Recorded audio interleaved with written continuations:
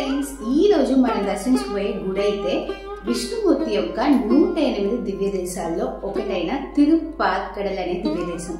ఇక్కడ స్వామివారు ప్రసన్న వెంకటేశ్వర స్వామిగా కొలువై ఉన్నారు. అంతేకాకుండా ఇక్కడ మనం శివ విష్ణు దర్శనాన్ని పొందగలుగుతాం. అదేంటి అని అడుగుతారా? ఈ ఆలయ చరిత్ర ఇంకా ఈ ఆలయంలో స్వామివారి కొలువైన స్వరూపం గురించి తెలుసుకుంటే మీకే అర్థమవుతుంది. సో ఇదొక శివ విష్ణు ఆలయం అని చెప్పడంలో ఏ మాత్రం తప్పలేదని అంటాను. మరి ఈ ఆలయ దర్శనం ఏంటి, ఈ ఆలయ చరిత్ర ఏంటి తెలుసుకునేద్దామా? తమిళనాడులోని వెల్లూరు నుంచి ఒక 45 కిలోమీటర్ల దూరంలో మనకి ఈ ఆలయం కనిపిస్తుంది. శ్రీ ప్రసన్న వెంకటేశ పెరుమాళ్ స్వామి ఆలయం అంటారు. ఇంకా ఈ ప్రాంతాన్ని తిరుప్పార్కడల్ అంటారు. ఈ ఆలయాన్ని ట్విన్ టెంపుల్స్ లో ఒకటి అంటారు. అంటే ఈ ఆలయానికి చాలా సమీపంలో మరొక రంగనాథ స్వామి ఆలయం ఉంది. సో ఈ రెండు ఆలయాన్ని కలిపి ట్విన్ టెంపుల్స్ ఆఫ్ తిరుప్పార్కడల్ అని కూడా అంటారు. ఆ ఆలయం వీడియో నేను నెక్స్ట్ వీక్ అప్లోడ్ చేస్తాను మన ఛానల్లోనే. లింక్ని డిస్క్రిప్షన్లో తర్వాత అప్డేట్ చేస్తాను. ఈ ఆలయ చరిత్ర ఈరోజు తెలుసుకుందామా? చెన్నై టు బెంగళూరు హైవే దగ్గర వేగవతి నది తీరాన మనకి ఈ ఆలయాలు కనిపిస్తాయి. ప్రసన్న వెంకటేశ్వర స్వామి ఆలయ దర్శనం శివ విష్ణు దర్శనాన్ని సూచిస్తుంది. ఇంకా పక్కనే ఉన్న రంగనాథ స్వామి ఆలయ దర్శనం విష్ణుమూర్తి ఇంకా బ్రహ్మ యొక్క దర్శనాన్ని సూచిస్తుంది. కాబట్టి ఈ రెండు ఆలయాల్ని దర్శించుకుంటే త్రిమూర్తుల దర్శనం లభించినట్టే. కాబట్టి ఈ రెండు ఆలయాన్ని ట్విన్ టెంపుల్స్ ని కలిపి త్రిమూర్తి క్షేత్రం అని కూడా అంటారు. ఒకప్పుడు పుండరీక మహర్షి ఏకాదశి నాడు విష్ణుమూర్తి దర్శనం చేసుకోవాలని చెప్పి కాంచీపురంకి వెళ్తున్నారంట. అక్కడున్న వరదరాజస్వామి దర్శనాన్ని పొందడం కోసం. ఇంకా తనకి ఆలస్యమైంది, ఇంకా కాంచీపురంని చేరుకోలేకపోయాడు. అప్పుడు పక్కనే ఉన్న ఈ తిరుప్పార్కడల్ అనే ఈ గ్రామంలో ఉండే విష్ణుమూర్తి దర్శనం అయినా చేసుకుందాం ఏకాదశి గడియల లోపల అని చెప్పి ఈ ఆలయానికి వీక్షించారంట. ఇంకా తను ఈ ఆలయ పుష్కరిణిలో స్నానం చేసి ఆలయం లోపలికి వెళ్ళి చూస్తే అక్కడ ఒక శివలింగం మాత్రమే తనకు కనిపించిందంట.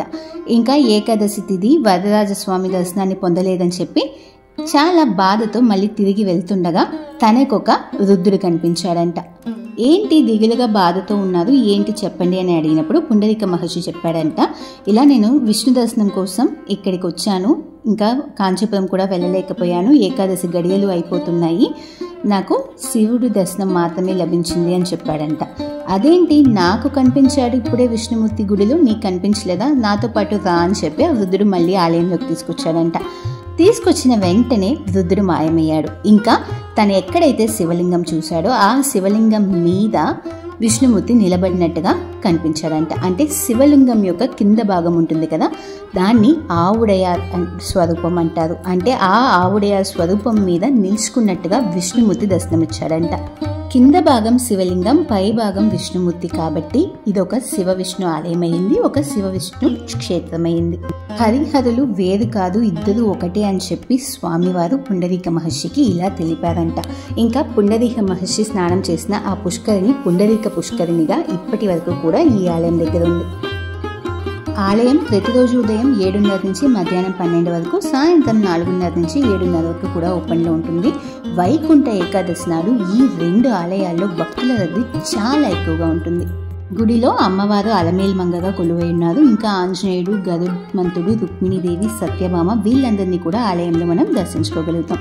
ఇంకా కృష్ణదేవరాయల యొక్క స్వరూపాన్ని కూడా ఈ ఆలయంలో మనం చూడగలుగుతాం. ఇది ఫ్రెండ్స్ మన ఇవాల్టి యాత్ర. వీడియో నచ్చినట్లయితే తప్పకుండా లైక్ అండ్ షేర్ చేసుకోండి. ఇది వరకు ఛానల్ని సబ్స్క్రైబ్ చేయకపోతే తక్షణమే సబ్స్క్రైబ్ చేసుకోండి. ఈ ఆలయానికి జస్ట్ ఒక 10 అడుగుల దూరంలో ఉండే రంగనాథ స్వామి ఆలయాన్ని వీడియో నెక్స్ట్ వీక్ వేయబోతున్నాము. తప్పకుండా ఆ వీడియోని కూడా చూసి తరించండి. అండ్ వీడియో లింక్ నేను మీకు డిస్క్రిప్షన్లో వీడియో వేసిన తర్వాత అప్డేట్ చేస్తాను.